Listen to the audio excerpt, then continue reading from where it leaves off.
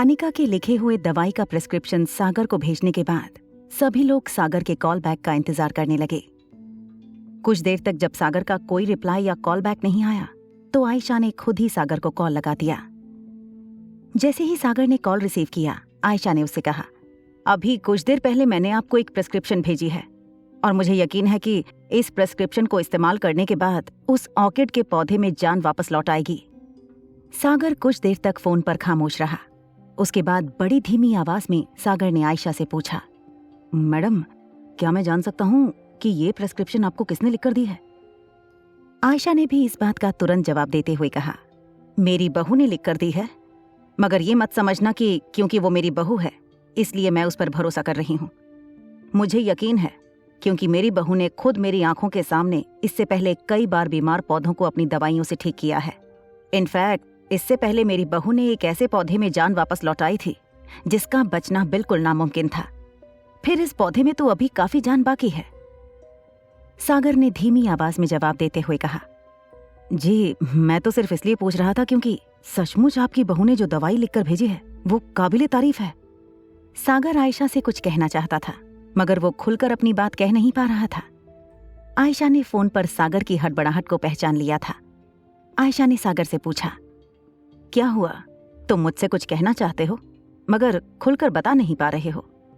सागर अब जान चुका था कि छुपाने का कोई फायदा नहीं था, इसलिए अटकती हुई आवाज में सागर ने आयशा से कहा, मैडम, वो बात दरअसल यह है कि अभी जब 2 घंटे पहले हमारी फोन पर बात हुई उसके बाद देविका जी का मुझे फोन आया था। उन्होंने मुझे एक दवाई लिखकर भेजी और मैं भी किसी भी हालत में पौधे को बचाना चाहता था, इसलिए मैंने वो दवाई तुरंत पौधों पर आजमाई और चमत्कार की बात यह रही कि 2 घंटे के अंदर पौधों में काफी सुधार आ गया है। इसलिए वादे के मुताबिक अब मुझे ये स्पेशल ऑर्किड का पौधा देविका जी को देना होगा। मगर साथ साथ मैं ये भी कहना चाहता हूँ कि आपकी बहू ने जो प्रिस्क्रिप्शन लिखकर भेजी है और देविका जी ने जो प्रिस्क्रिप्शन लिखकर भेजी है उसमें ज्यादा अंतर नहीं है, बस 1-2 चीजें यहाँ वहाँ हैं। मगर आपकी बहू ने जो दवाई लिखकर भेजी है वो भी काबिले तारीफ है। मगर मुझे माफ कीजिएगा, मैं आपको अपनी हालत पहले ही बता चुका हूँ। अगर यही दवाई आपने मुझे 2 घंटे पहले लिखकर भेजी होती तो मैं खुशी खुशी ये पौधा आपके हवाले कर देता, मगर आप तो अच्छी तरह से जानती हैं कि मैं किस प्रॉब्लम में फंसा हुआ हूँ। आयशा को इस बात की खुशी जरूर थी कि वो पौधा अब खतरे से बाहर था, मगर आयशा को इस बात का दुख भी जरूर था कि जो स्पेशल फूल आयशा ने अपने ग्रीन हाउस के लिए मंगवाए थे वो अब देविका के घर की रौनक बढ़ाएंगे। आयशा को अब इस बात का एहसास होने लगा था कि धीरे धीरे देविका आयशा की जिंदगी से उसकी हर फेवरेट चीज पर अपना काबू करना चाहती थी, चाहे वो आयशा मारवा का पति हो या उसका परिवार, और अब ये बेहद खूबसूरत ऑर्किड के फूल। कुछ देर की खामोशी के बाद सागर ने फोन पर अपनी बात आगे बढ़ाते हुए आयशा से कहा, मैडम, वैसे देविका जी ने कल फूलों का एक बहुत बड़ा एग्जीबिशन रखा है जिसमें देश के बड़े बड़े लोगों को बुलाया गया है, जो लोग बॉटनी के बारे में जानकार हैं और जो लोग आप ही की तरह फूलों को अपनी जान से भी ज्यादा संभाल कर रखते हैं। कल उन तमाम लोगों को इनविटेशन भेजा गया है और उसी एग्जीबिशन में इन फूलों को सबके सामने रखा जाएगा। ये फूल कल एग्जीबिशन में सेंटर ऑफ अट्रैक्शन बनकर रहने वाले हैं। देखें, आप दोनों के बीच जो कुछ भी चल रहा है उसके बारे में मैं अब तक तो अच्छी तरह जान चुका हूँ। मैं ये भी जानता हूँ कि आपको फूल कितने पसंद हैं और आपने किस तरह से अपने घर में कई सालों से इस तरह के रेयर और खूबसूरत फूलों को संभाल कर रखा है। मगर मुझे अब इस बात का भी अंदाजा लग चुका है कि हो ना हो देविका जी को कहीं ना कहीं आपको नीचा दिखाने में ज्यादा मजा आता है, बजाय इसके कि उन्हें फूलों की कोई परवाह है। बस उन्हें इस बात की तसल्ली है कि ये फूल आपके पास नहीं और उनके पास जा रहे हैं। फोन पर उनके साथ बात करते हुए मैंने खुद ये बात महसूस की है। खैर, आपके बीच जो तनाव चल रहा है मैं उसे बढ़ाना नहीं चाहता। मैं बस आपसे सिर्फ इतना कहना चाहता हूँ कि मैं जानता हूँ कि आप इन फूलों की सच्ची हकदार भी हैं और सही कदरदान भी, मगर मैं मजबूर हूँ। मुझे मजबूरन ये फूल देविका जी को देने होंगे। आयशा को अब ये बात समझ में नहीं आ रही थी कि जब सागर ने ये फैसला कर ही लिया था कि वो फूल किसी भी हालत में देविका को भिजवा देगा, तो फिर अब आयशा के साथ इस तरह की सिंपैथी दिखाने का क्या मतलब था। आयशा ने बड़ी धीमी और उदास आवाज में फोन पर सागर से कहा, कोई बात नहीं, कहीं ना कहीं मैं भी ये बात अब तक समझ चुकी हूँ कि नसीब से ज्यादा और नसीब से पहले कभी किसी इंसान को कुछ नहीं मिलता। वो फूल शायद मेरे नसीब में नहीं थे, जब आयशा ने सागर से ये बात कही तब रोहित और अनिका ठीक आयशा के सामने खड़े थे। उसने जो बात कही थी उसके पीछे छुपा मतलब रोहित और अनिका अच्छी तरह समझ चुके थे। कहीं ना कहीं आयशा का इशारा इस बात पर भी था कि अगर वो फूल आयशा के हाथ नहीं लगे थे, इसका मतलब कहीं ना कहीं एक सिग्नल मिल रहा था कि आयशा अपने अतीत से जुड़ी बात रोहित और अनिका से छुपा कर रखे। सागर ने फोन पर अपनी बात आगे बढ़ाते हुए कहा, कल मैं एग्जीबिशन में जाने वाला हूँ, क्या आप मुझे वहां मिलेंगी? आयशा मारवा ने मुस्कुराते हुए कहा, जो चीजें नसीब में नहीं लिखी होती उनकी प्रदर्शनी में मैं हाजिरी नहीं देती। ये कहते हुए आयशा ने कॉल डिस्कनेक्ट करने के लिए अपना हाथ अपने फोन की ओर बढ़ाया। इससे पहले कि आयशा अपना फोन डिस्कनेक्ट करती, अनिका ने आयशा के हाथ से वो फोन ले लिया और सीधे सागर से पूछा, तुम्हें जो प्रिस्क्रिप्शन मिली है क्या तुम बता सकते हो कि उसमें क्या लिखा है? सागर पहले तो अनिका की आवाज सुनकर चौंक गया, मगर सागर समझ चुका था कि जरूर जो लड़की इस वक्त फोन पर बात कर रही थी वो आयशा की बहू थी। इसलिए बिना कोई सवाल किए सागर ने एक के बाद एक उस प्रिस्क्रिप्शन में लिखी तमाम इंग्रेडिएंट्स अनिका को बता दी। प्रिस्क्रिप्शन में लिखी सारी चीजें लगभग वही थीं जो अनिका ने अपनी प्रिस्क्रिप्शन में लिखी थी। बस उस प्रिस्क्रिप्शन में एक चीज ऐसी है जो अनिका के प्रिस्क्रिप्शन के मुकाबले कम थी। अनिका ने सागर की पूरी बात सुनने के बाद कॉल डिस्कनेक्ट कर दिया और मुस्कुराते हुए आयशा की ओर देखकर कहा, आंटी जी, कल हम जरूर उस एग्जीबिशन में जाएंगे। आयशा ये सुनकर हैरान हो गई। अनिका बड़ी ही बारीकी से आयशा और सागर के बीच हो रही बातें सुन रही थी। अनिका एग्जीबिशन के बारे में भी सब कुछ जान चुकी थी। आयशा नहीं जानती थी कि वो जिस वक्त सागर के साथ फोन पर बात कर रही थी, सागर की सारी बातें अनिका और रोहित भी साफ साफ सुन पा रहे थे।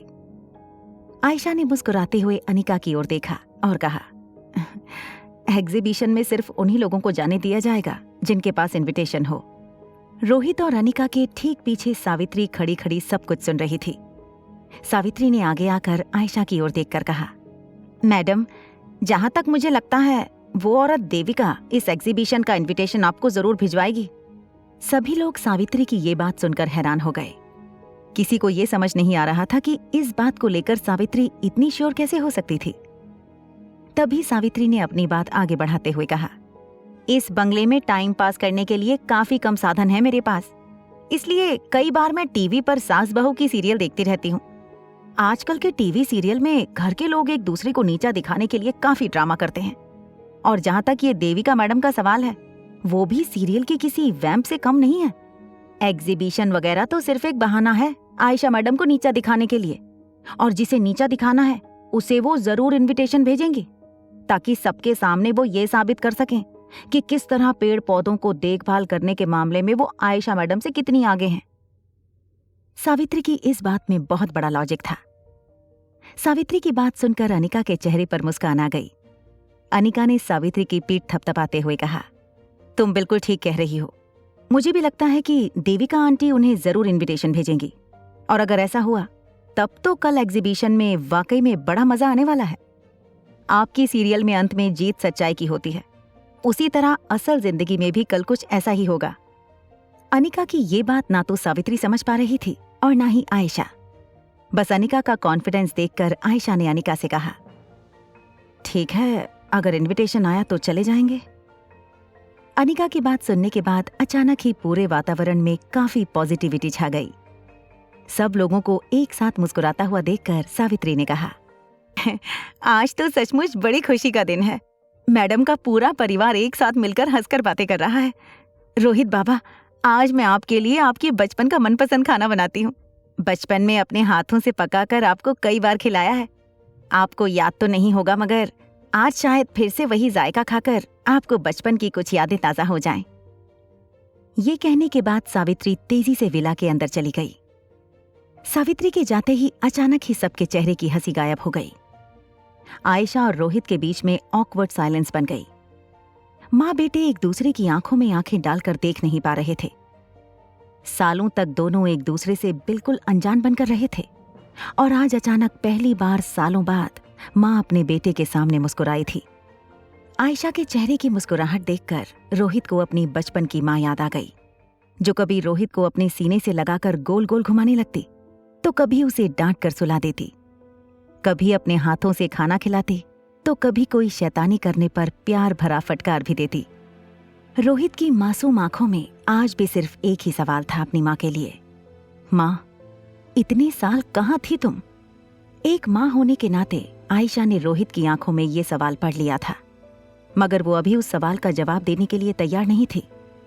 इसलिए रोहित और अनिका से नजरें चुराते हुए आयशा ने कहा, मुझे लगता है कि मुझे भी सावित्री की मदद करनी चाहिए। वो क्या है ना कि सावित्री की भी उम्र होने लगी है। अगर मैं उसका हाथ ना बटाऊं तो कुछ ना कुछ गड़बड़ कर देती है। अनिका और रोहित दोनों जानते थे कि आयशा बहाना बनाकर किसी तरह वहां से निकलना चाहती थी, मगर वो दोनों आयशा को रोककर सिचुएशन और ज्यादा ऑकवर्ड नहीं करना चाहते थे। आयशा के अंदर जाते ही रोहित और अनिका भी धीरे धीरे चलकर विला के अंदर जाने लगे। विला के अंदर जाते ही रोहित और अनिका किचन की ओर जाने लगे। किचन के ठीक बाहर खड़े होकर रोहित चुपके से अपनी माँ को किचन में काम करता हुआ देखने लगा। तभी अचानक आयशा की बात सुनकर रोहित हैरान रह गया। आयशा सावित्री से कह रही थी, सुनो, पालक बिल्कुल पसंद नहीं है उसे, और मुझे पता है कि उसने पालक कई सालों से छुए भी नहीं होंगे। एक काम करो, पालक का बिल्कुल पतला पेस्ट बना दो और सब्जी में डाल दो। उसे पता भी नहीं चलता कि उसने पालक खाया है। पालक के टुकड़े अगर उसके मुंह में आए तो वो सब्जी नहीं खाएगा।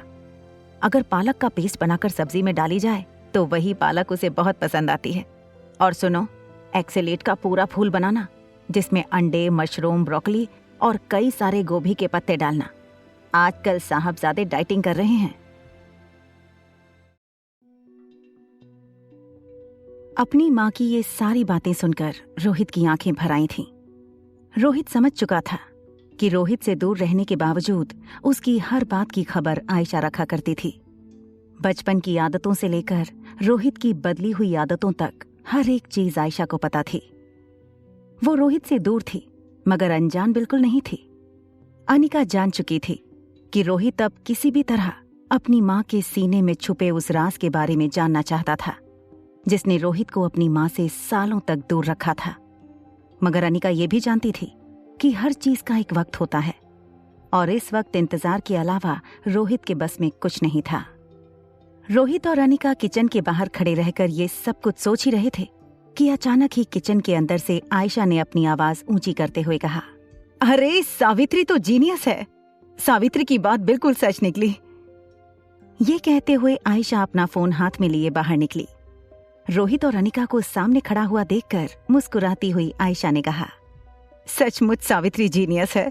देखो, उसने जो कहा वो सच हुआ। अभी अभी मेरे फोन पर देविका ने एक मैसेज भेजा है। उसने कल के फूलों के एग्जीबिशन में मुझे इनवाइट किया है। मैं अपने साथ और 3 लोगों को ले जा सकती हूँ। तो बताओ, कौन कौन मेरे साथ आना पसंद करेगा?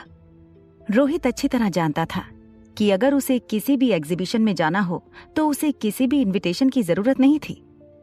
रोहित अगर गेट पर खड़ा हो जाए तो किसी सिक्योरिटी वाले में ये हिम्मत नहीं थी कि रोहित को अंदर जाने से रोक सके। मगर अपनी माँ के सामने वो अपने पावर का दिखावा नहीं करना चाहता था। रोहित और अनिका को मैसेज की डिटेल बताने के बाद आयशा वापस किचन में खाने की तैयारियां करने चली गई। तभी अनिका ने रोहित की ओर देखकर धीरे से कहा, मुझे लगता है मुझे भी अंदर चलकर उन दोनों की मदद करनी चाहिए। ये बात सुनकर रोहित के चेहरे पर मुस्कुराहट आ गई। रोहित कोई ऐसी बात सोच रहा था जिसकी वजह से उसके चेहरे पर मुस्कुराहट आ गई थी। अनिका ने रोहित से पूछा, क्या हुआ, तुम मुस्कुरा क्यों रहे हो? ऐसा क्या कह दिया है मैंने जिससे तुम्हें हंसी आ रही है? रोहित ने अपने दोनों हाथ हवा में लहराते हुए कहा, पता नहीं क्यों मुझे ऐसा लग रहा है कि तुम अपनी सास के साथ अच्छे रिश्ते बनाने की कोशिश कर रही हो। कहीं तुम भी तो सावित्री की तरह छुप छुप कर टीवी सीरियल तो नहीं देखती हो? रोहित की बात को पूरी तरह इग्नोर करके अनिका ने किचन में चले जाना ही बेहतर समझा। अनिका के जाते ही रोहित का मोबाइल फोन बजने लगा।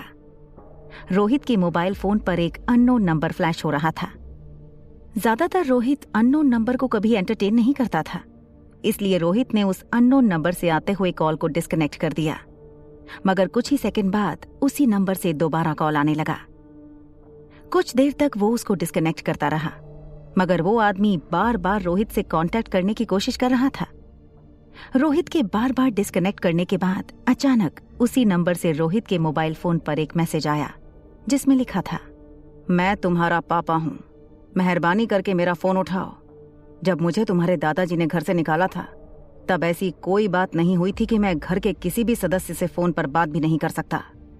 रोहित अच्छी तरह से जानता था हंसराज ने जो रोहित से कहा था वो कहीं ना कहीं सच भी था। इससे पहले कि हंसराज दोबारा रोहित को कॉल लगाते, उसने खुद अपने मोबाइल से उन्हें कॉल लगा दिया। कॉल कनेक्ट होते ही हंसराज ने कहा, मैं तो तुमसे बात करना चाहता हूं, बताना चाहता हूं कि किस अंधेरे में तुमने पिछले 20 साल बिताए हैं। रोहित हंसराज की बात सुनकर चौंक गया। अपनी बात आगे बढ़ाते हुए हंसराज ने कहा, तुम्हारी माँ ने पिछले 20 साल से तुम्हारा तिरस्कार किया है। क्या तुम नहीं जानना चाहोगे कि क्यों? रोहित भी पिछले 20 साल से इसी सवाल का जवाब जानना चाहता था और आज रोहित के अपने पिता ने रोहित के सामने उसकी बीती जिंदगी के सबसे बड़े राज से पर्दा उठाने की बात कही थी। रोहित चुपके से किचन के अंदर अपनी माँ को अनिका के साथ बात करते हुए देखने लगा। जिंदगी में पहली बार रोहित की नजदीकियां अपनी माँ से बढ़ रही थी और दूसरी तरफ रोहित की जिंदगी से जुड़ा सबसे बड़ा राज कुछ ही पलों में उसके सामने खुलने वाला था। रोहित को समझ नहीं आ रहा था कि अचानक हंसराज ने रोहित को कॉल करके ये सब कुछ बताने का फैसला क्यों किया था। अगर हंसराज असली वजह जानता ही था तो फिर रोहित को ये वजह बताने में उसने इतने साल क्यों लगा दिए थे। मगर रोहित को इस वक्त सिर्फ एक सवाल का जवाब चाहिए था, आखिर 20 साल उसकी माँ ने रोहित को अपने आप से अलग क्यों रखा था। रोहित ने अपनी गहरी आवाज में, बड़ी सख्त आवाज में हंसराज से फोन पर कहा, बताइए क्या जानते हैं आप इसके बारे में। हंसराज मारवा ने कुछ देर फोन पर खामोश रहने के बाद रोहित से धीमी आवाज में कहा, देखो बेटा, मैं इस वक्त तुम्हें जो कुछ भी कहने वाला हूं वो बात बड़ी ही सेंसिटिव है। ख्याल रहे कि इसका तुम पर या तुम्हारे मन पर कोई असर नहीं होना चाहिए। तुम मेरे बेटे हो, मुझे तुम्हारी फिक्र है। मैं जानता हूं कि आज तुम खुद एक काफी सक्सेसफुल बिजनेसमैन हो, तुम्हारी भी एक फैमिली है। चीजों को सोचने समझने की शक्ति शायद अब मुझसे ज्यादा तुम्हारी है। मैं जो कुछ भी कहूंगा उसका तुम्हारी वर्तमान जिंदगी पर कोई असर नहीं पड़ना चाहिए, वरना एक बाप होने के नाते ये मेरी हार होगी। रोहित समझ नहीं पा रहा था कि आखिर हंसराज जैसा श्रूड आदमी इतना इमोशनल क्यों हो गया था। 20 साल तक जिस बेटे की उन्हें याद तक नहीं आई, अचानक ही उस बेटे के बारे में वो इतने इमोशनल क्यों हो गए थे। ये बात रोहित की समझ के बाहर थी। अपनी बात शुरू करने से पहले हंसराज ने रोहित से कहा, देखो बेटा, मेरी बात का बुरा मत मानना। जिस तरह तुम मेरे बेटे हो, मैं भी किसी का बेटा हूं। मैं जितना प्यार तुमसे करता हूं उतना ही प्यार अपनी माँ से भी करता हूं। मैं तुमसे इस वक्त कोई सौदा नहीं करना चाहता, बस तुमसे यही कहना चाहता हूं कि एक बार मैं तुम्हें तुम्हारी माँ के दिल में तुम्हारे लिए जो नफरत है उसकी असली वजह बता दूं। उसके बाद तुम मुझे मेरी माँ से मिलने दोगे। मेरा मतलब है कि मैं एक बार मारवा हाउस जाकर अपने परिवार से मिलना चाहता हूं, अपनी माँ से मिलना चाहता हूं। कई साल हो गए इस बेटे ने अपनी माँ की शक्ल नहीं देखी। मैं अपनी माँ के साथ कुछ वक्त बिताना चाहता हूं। हंसराज की इस बात पर रोहित को काफी गुस्सा आने लगा था। एक तरफ हंसराज एक बेटे को अपने बाप के प्यार की दुहाई दे रहे थे और दूसरी तरफ वो अपने ही बेटे के साथ एक सौदा करना चाहते थे। माँ की नफरत का कारण बताकर वो अपनी माँ का प्यार हासिल करना चाहते थे।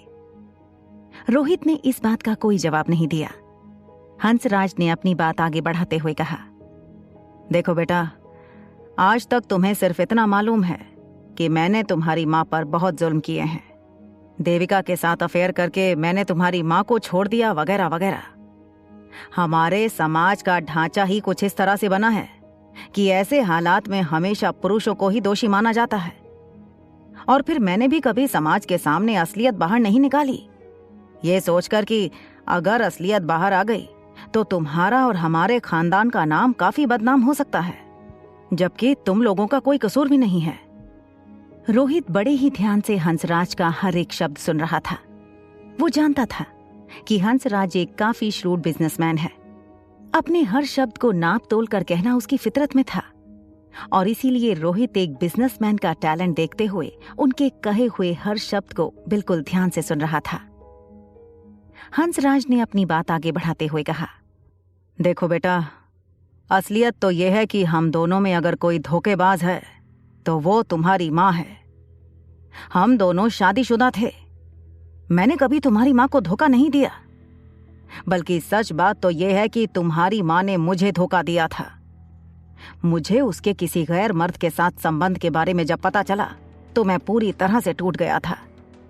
मैंने कई बार जानने की कोशिश की कि वो आदमी कौन था, मगर तुम्हारी माँ इतनी चालाक और शातिर थी कि कभी उसने अपने लवर के बारे में किसी को भनक तक नहीं लगने दी। जब मैंने उसे कहा कि शादीशुदा होने के बावजूद वो ये सब कुछ क्यों कर रही है, तो मुझसे कहने लगी कि वो मुझसे प्यार ही नहीं करती, उसका प्यार तो कोई और था। तब मुझे इस बात का एहसास हुआ कि तुम्हारी माँ ने सिर्फ मारवा खानदान का नाम अपनाने के लिए और मारवा खानदान की प्रॉपर्टी अपनाने के लिए मुझसे शादी की थी। मैं अपने आप को इतना हारा हुआ महसूस कर रहा था कि मैंने अपने आप को कई बार खत्म करने की भी सोची, मगर फिर मेरे मन में तुम्हारा ख्याल आता, अगर मुझे कुछ हो जाता तो न जाने तुम्हारी माँ तुम्हारे साथ और मारवा खानदान के साथ क्या करती। इसीलिए मैंने आयशा को तलाक देने की सोच ली। मैं उस आदमी के बारे में पता नहीं लगा पाया, इसलिए मैंने सभी को यह कह दिया कि मैं देविका से प्यार करता हूं और इस संबंध से अलग होना चाहता हूं। मेरे पापा ने मुझे घर से और जायदाद से बेदखल कर दिया, मगर मैं जानता था कि अगर मैं चुपचाप घर से चला गया तो वो दिन दूर नहीं था जब आयशा तुम पर और पूरे परिवार पर कंट्रोल कर लेती और देखते ही देखते मारवा खानदान और मारवा ग्रुप ऑफ इंडस्ट्री को अपने कब्जे में कर लेती।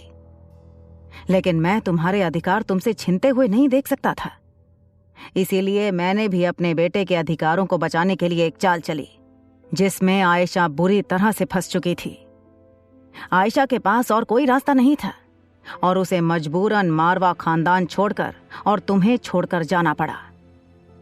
यह सब कुछ मैंने सिर्फ तुम्हारे लिए किया, अपने बेटे के लिए किया। आयशा शायद आज भी अपने उस पुराने लवर को चाहती है, मगर किस्मत का खेल देखो। जिस दौलत और ताकत को पाने के लिए आयशा ने इतनी बड़ी प्लानिंग की थी, आज वो ही दौलत ताकत उससे मीलों दूर हो चुके हैं।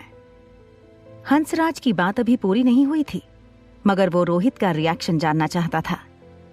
रोहित कुछ देर तो फोन पर बिल्कुल खामोश रहा। हंसराज ने सोचा कि उसकी बातों का असर रोहित के दिलो दिमाग पर हो चुका था। हंसराज दिल्ली के बीचों बीच बने छोटे से एक बंगले में कॉफी टेबल पर देविका के सामने बैठा था। देविका खुद हंसराज की बातें सुनकर हैरान थी। देविका ने इशारे से उससे पूछा कि रोहित पर उसकी बातों का क्या असर हो रहा है। हंसराज ने अपने होठों पर उंगली रखते हुए देविका से चुप रहने का इशारा किया। तभी अचानक हंसराज के कानों पर रोहित की आवाज पड़ी। रोहित ने कहा, आपने कहानी तो बहुत बढ़िया बनाई है और बहुत अच्छी तरह से सुनाई भी। मेरी जगह और कोई होता तो शायद आपकी बातें मान भी लेता, मगर अफसोस आप मारवा खानदान के बेटे कहलाने के लायक नहीं हैं, क्योंकि आपको तो अच्छी तरह झूठ बोलना भी नहीं आता। अक्सर बड़ी बड़ी डील्स अपने कब्जे में करने के लिए हम छोटे मोटे झूठ बोल देते हैं, मगर वो झूठ इस तरह से कहे जाते हैं कि सामने वाले को जरा भी शक ना हो। मगर आप तो पहले ही कदम पर पकड़े गए। हंसराज रोहित की बात सुनकर काफी हैरान हो गए। हंसराज ने रोहित से पूछा, ये तुम क्या कह रहे हो बेटा? तुम्हें ऐसा क्यों लग रहा है कि मैं ये सब कुछ झूठ बोल रहा हूं? रोहित ने हंसराज से कहा, अगर आपकी बात में जरा सी भी सच्चाई होती तो मेरी माँ इस वक्त अपने प्रेमी, अपने आशिक के साथ बड़ी ही खुशी खुशी अपना घर बसाकर कहीं चैन की जिंदगी गुजार रही होती। मगर मुझे इस बात का अफसोस है कि मेरी माँ ने मुझसे दूर रहकर, अपनी ममता का गला घोंटकर, घर से दूर अकेले ही अपना सारा जीवन बिताया है। अगर मेरी माँ ऐसी होती तो आज उसके हालात कुछ ऐसे ना होते। अफसोस, मैं आपकी बात मान नहीं सकता। तभी हंसराज ने रोहित से कहा, तुम्हें मेरी बात माननी होगी, क्योंकि मेरे पास सबूत है। जब हंसराज ने सबूत की बात की, तब रोहित भी कुछ सेकंड के लिए काफी सीरियस हो गया। वैसे रोहित को विश्वास था कि हंसराज उसकी मां के बारे में जो कुछ भी कह रहे थे वो सब झूठ था, और रोहित के इमोशंस का फायदा उठाकर हंसराज इस वक्त किसी भी हालत में आयशा को रोहित की और मारवा खानदान की जिंदगियों से हमेशा हमेशा के लिए दूर कर देना चाहते थे। मगर जब हंसराज ने सबूत देने की बात कही, तब रोहित भी ध्यान से उनकी बात सुनने लगा। हंसराज ने अपनी बात आगे बढ़ाते हुए रोहित से कहा, क्या तुम जानते हो कि बचपन में तुम्हारी माँ फूलों से नफरत किया करती थी, मगर अब तुम्हारी माँ के लिए तो जैसे फूल ही उसकी जिंदगी बन गए हैं। उसका सबसे बड़ा कारण यह है कि आयशा जिस आदमी से प्यार करती थी, उसे फूलों की खुशबू बड़ी पसंद थी। वो फूलों का शौकीन था और इसीलिए उसी की याद में आयशा अब अपनी पूरी जिंदगी फूलों के बीच गुजारना पसंद करती है। वरना तुम ही सोचो, आज से 20 साल पहले जिस औरत को फूलों से कोई लगाव नहीं था, अचानक उस औरत को फूलों से इतना प्यार कैसे हो गया? जो औरत अपने बच्चे तक को अपने से दूर रख सकती है, उस औरत को बेजुबान फूलों से इतना प्यार क्यों है? कभी ये सोचने की कोशिश की है? ये बात सुनने के बाद रोहित खिड़की से बाहर बने ग्रीन हाउस की ओर देखने लगा। ग्रीन हाउस में ठीक बीचों बीच गुलाब का एक पौधा लगा हुआ था। जब रोहित 7 या 8 साल का था, तब अपनी माँ को ढूंढता हुआ रोहित गुलाब के फूल लेकर आयशा की चौखट पर आया था। मगर हमेशा की तरह आयशा ने रोहित को अंदर आने से मना कर दिया था। यहाँ तक कि आयशा ने रोहित का चेहरा देखने तक से मना कर दिया था। उस वक्त रोहित ने अपनी माँ के लिए लाए हुए गुलाब के फूल चौखट पर रखे थे और मन ही मन रोहित ये बात अच्छी तरह जानता था कि उन गुलाब के फूलों को संभालने के लिए ही आयशा ने धीरे धीरे गुलाब के फूलों का जतन करना शुरू किया। और देखते ही देखते आयशा मारवा फूलों से प्यार करने लगी। रोहित ने बचपन से ही उसी तरह आयशा पर नजर बनाए रखी थी, जिस तरह आयशा ने रोहित के ऊपर नजरें बनाए रखी थी। रोहित बचपन की अपनी सूझबूझ की वजह से आज आयशा का असली चेहरा जान सकता था। अगर रोहित इन सब बातों से परिचित नहीं होता, तो शायद रोहित ने अपने पिता हंसराज की बातें मान ली होती। रोहित अपने पिता के मुंह से अपनी मां के खिलाफ एक शब्द भी नहीं सुनना चाहता था, और ना ही अब रोहित हंसराज को मारवा हाउस में दाखिल होने देना चाहता था। हंसराज एक बात नहीं जानते थे कि उसने रोहित को अपनी मां के खिलाफ भड़काने की कोशिश की थी, मगर उस राह पर चलते चलते उन्होंने रोहित को ही अपने खिलाफ कर दिया था। रोहित ने हंसराज से कहा, मुझे लगता है आपको मुझसे और दादी माँ से दूर ही रहना चाहिए, उसी में आपकी भलाई है। रोहित की बात सुनते ही हंसराज ने कहा, तुम ऐसा नहीं कर सकते। तुम ये भूल रहे हो कि मैं उस घर का बेटा हूं और तुम्हारा बाप हूं। तुम्हारे बाप होने के नाते मैं चाहता तो खुद ही अपना हक जताकर घर के अंदर घुस सकता था, मगर मैंने अब तक बड़ी ही शांति से काम लिया है। मगर तुम इसे मेरी कमजोरी मत समझना। बेटे हो तुम मेरे, प्यार करता हूं मैं तुमसे और इसीलिए तुम्हारी भलाई चाहता हूं। जरा सोचो, इतने साल मैंने तुम्हारे बिना किस तरह गुजारे होंगे। इस बात का जवाब देते हुए रोहित ने कहा, अगर इतना ही प्यार करते थे तो 20 साल मुझसे दूर क्यों रहे? आपने मुझसे कांटेक्ट बनाने की कोशिश क्यों नहीं की? रोहित की इस बात का जवाब देते हुए हंसराज ने कहा, उस औरत की वजह से, सब कुछ आयशा की वजह से। आयशा ने ना तो तुम्हें अपनाया और ना ही मुझे अपनाने दिया। उसने ना सिर्फ अपने बेटे को अपने आप से दूर रखा, बल्कि उसी की वजह से एक बाप अपने बेटे से बिछड़ गया। मगर अब मुझसे तुम्हारी और मेरे परिवार की जुदाई और बर्दाश्त नहीं होती, इसलिए मैं घर आकर पूरे परिवार के साथ सुलह करना चाहता हूं। क्या मैं कल घर आकर तुम सबसे मिल सकता हूं? Hello hello. हंसराज बार बार फोन पर हेलो हेलो बोलते रहे। कुछ देर बाद उन्हें एहसास हुआ कि रोहित ने कॉल डिस्कनेक्ट कर दिया था। हंसराज काफी शॉक हो गए थे। हंसराज के सामने बैठी देविका ने उनसे पूछा, तुम्हें क्या लगता है, तुम्हारा बेटा तुम्हें मारवा हाउस में दाखिल होने देगा? हंसराज अपना फोन अपने गालों से लगाकर कुछ देर तक कुछ सोचने लगे। जब देविका को अपने सवाल का जवाब नहीं मिला, तो देविका ने अपना सवाल बदलते हुए हंसराज के कंधे पर हाथ रखकर पूछा, तुमने अभी अभी तुम्हारे बेटे से आयशा के बारे में जो कुछ भी कहा, क्या वो सच है? हंसराज मारवा ने अपना फोन टेबल पर रखते हुए कहा, यूं समझ लो कि आधा सच है। हंसराज की बात पूरी करते हुए देविका ने कहा, इसका मतलब है कि आधा झूठ है। तुम भी कमाल करते हो। क्या तुम्हें इस बात का डर नहीं लगता कि अगर तुम्हारा ये आधा झूठ पकड़ा गया तो हो सकता है कि तुम जिस बेटे से नजदीकियां बढ़ाने की कोशिश कर रहे हो वो बेटा तुमसे और दूर निकल जाए?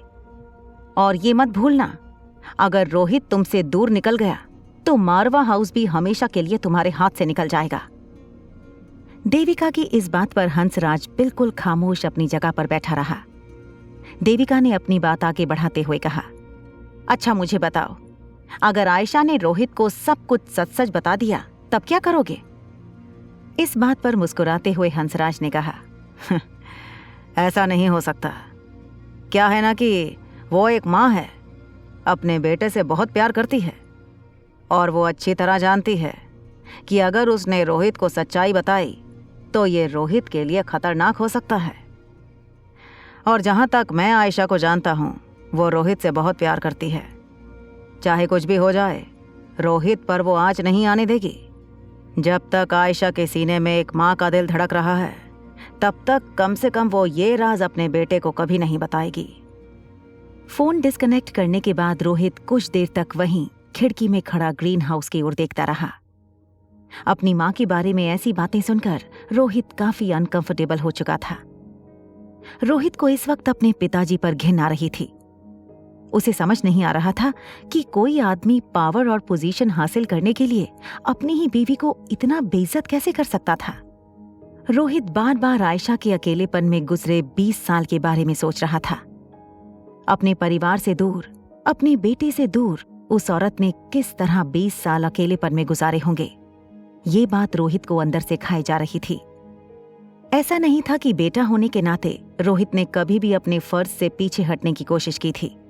रोहित ने बिना आयशा को एहसास हुए आयशा की सेफ्टी और सहूलियत के लिए विला के आसपास काफी लोग लगा रखे थे। रोहित ने हमेशा इस बात का भी ध्यान रखा था कि आयशा को कभी कोई फाइनेंशियल तकलीफ ना हो। आज भी सावित्री की सैलरी मारवा हाउस से दी जाती थी।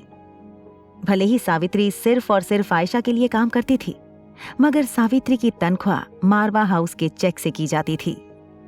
रोहित ने हमेशा से इस बात का ध्यान भी रखा था कि घर का कोई भी सदस्य आयशा मारवा के अधिकारों को कभी भी छीनने की कोशिश ना करे। मगर इन ख्यालों के बीच कहीं ना कहीं रोहित को बार बार हंसराज की कही हुई बातें याद आ रही थीं। रोहित मन ही मन सोचने लगा कि क्या सचमुच हंसराज ने जो बातें कही थीं उनमें कोई सच्चाई थी? क्या सचमुच आयशा ने अपने किसी अनजान साथी के लिए अपने बेटे को छोड़ा था? रोहित मन ही मन अपने आप से काफी नाराज हो गया था। जब रोहित के मन में ये बात चली, तब अचानक ही रोहित ने अपना एक हाथ जोर से अपनी पीठ पर मारकर तुरंत अपने आप को ऐसे ख्यालों से बाहर निकाल लिया। तभी रोहित के पीछे से अनिका और आयशा की आवाज आने लगी। रोहित ने मुड़कर देखा तो अनिका और आयशा दोनों मिलकर खाने का टेबल सजा रहे थे। एक के बाद एक सावित्री और आयशा रोहित की पसंदीदा डिशेस टेबल पर परोसने लगे। रोहित 8 सालों बाद अपनी माँ के हाथ का बना खाना खाने वाला था। ये पल रोहित के लिए काफी इमोशनल था। रोहित डाइनिंग टेबल पर जाकर बैठ गया। तभी आयशा ने रोहित के सामने एक थाली रखी और एक के बाद एक बनाई हुई डिशेस रोहित की थाली में परोसने लगी। आयशा मारवा ने रोहित से कहा, सब कुछ तुम्हारी पसंद का बनाने की कोशिश की है मैंने। इतने सालों में शायद तुम्हारी पसंद बदल गई हो, मगर मुझे जितना याद था मैंने उतनी कोशिश की है। और हाँ, ये तुम्हारी थाली में थोड़ा सा गुड़ भी रखा है। बचपन में बिना गुड़ के तो तुम खाने को हाथ भी नहीं लगाते थे। अब पता नहीं तुम्हें आज भी खाने के साथ गुड़ की आदत है भी या नहीं। वो क्या है ना, 20 साल बीत गए हैं, मगर मुझे तो ऐसा ही लग रहा है जैसे मानो कल की ही बात हो, जब मैं अपने हाथों से तुम्हें खाना खिलाया करती थी। ये बात मुंह से निकलते ही अचानक आयशा ने अपने आप को रोक लिया। अचानक ही आयशा के चेहरे पर फिर से उदासी छा गई थी। सावित्री और अनिका हैरान होकर आयशा की ओर देखने लगे। तभी सावित्री ने आयशा के कंधे पर हाथ रखकर कहा, मैडम आप भी बैठ जाइए और खाना खा लीजिए। तभी आयशा ने सावित्री की ओर देखकर कहा, अरे कैसी बात कर रही हो तुम तो जानती हो कि मैं खाना खा चुकी हूं। सावित्री ने आयशा मारवा की ओर देखकर कहा, मैडम आज तक आप पेट भरने के लिए खाना खाती थी, आज मन भर के खा लीजिए। सावित्री चाहती थी कि माँ अपने बेटे के साथ बैठकर खाना खाए। अनिका भी यही चाहती थी। सावित्री और अनिका ने आयशा को ठीक रोहित के बगल में बैठाया। आयशा ने अपनी थाली में रोहित की पसंदीदा सब्जियां ली। आयशा के हाथों में निवाला था, मगर उनका ध्यान पूरी तरह से रोहित की थाली में था। उन्हें बस इसी बात की चिंता थी कि खाना खाते वक्त रोहित को कहीं किसी चीज की कमी ना हो जाए। रोहित भी इस वक्त अपने आप को बड़ा अनकंफर्टेबल महसूस कर रहा था। सालों बाद अपनी मां के साथ इस तरह बैठकर रोहित वक्त गुजार रहा था। सब कुछ जैसे थम सा गया था। वक्त जाकर रोहित को सीधे 20 साल पहले ले गया था। धीरे धीरे रोहित ने निवाला बनाकर खाना खाना शुरू किया। रोहित ने कई सालों से ऐसा खाना नहीं खाया था। आयशा के हाथों से बनी हुई डिशेस जैसे ही रोहित के मुंह से लगी, रोहित को ऐसा लगने लगा जैसे ये वही स्वाद था जो आज तक रोहित देश विदेश के हर बावर्ची के हाथों में ढूंढने की कोशिश कर रहा था। मारवा हाउस में कुल 21 बावर्ची थे। रोहित हर रोज अलग बावर्ची के हाथ से बना हुआ खाना खाता था, मगर कभी भी रोहित को वो सेटिस्फेक्शन नहीं मिला था जो आज उसे एक निवाला मुंह में रखते ही मिला था। रोहित अब अच्छी तरह जान चुका था कि जिस स्वाद की तलाश में वो पूरी जिंदगी भटकता रहा, दरअसल वो स्वाद बचपन में उसकी जीभ से लगा था, और उसकी मां के साथ साथ वो स्वाद भी रोहित की जिंदगी से हमेशा हमेशा के लिए दूर हो चुका था। मगर अब ऐसा लग रहा था जैसे वक्त हर जख्म पर मरहम लगाने वाला था। धीरे धीरे सब कुछ पहले जैसा होने वाला था। रोहित को इतना प्यार से खाना खाते हुए आज से पहले कभी भी अनिका ने नहीं देखा था। अनिका ने हमेशा देखा था कि रोहित स्ट्रिक्ट डाइट फॉलो करता था। ज्यादातर वक्त वो सिर्फ सैलेड्स खाया करता था। आज रोहित के सामने सैलेड का पूरा बोल पड़ा था, मगर रोहित का ध्यान सिर्फ रोटी सब्जी पर था। रोहित को इस तरह खाना खाते देख आयशा बड़े ही प्यार से रोहित को देखती रही। तभी अचानक आयशा के फोन पर एक नंबर फ्लैश होने लगा। उस नंबर को देखते ही आयशा के चेहरे का रंग उड़ गया। उसकी सांसें तेज होने लगी थीं। उस नंबर की ओर देखकर आयशा ने तुरंत कॉल डिस्कनेक्ट कर दिया, मगर कॉल डिस्कनेक्ट करने के कुछ ही देर बाद वो कॉलर दोबारा आयशा को कॉल करने लगा। इस बार आयशा मारवा के चेहरे की परेशानी पहले से ज्यादा बढ़ने लगी थी।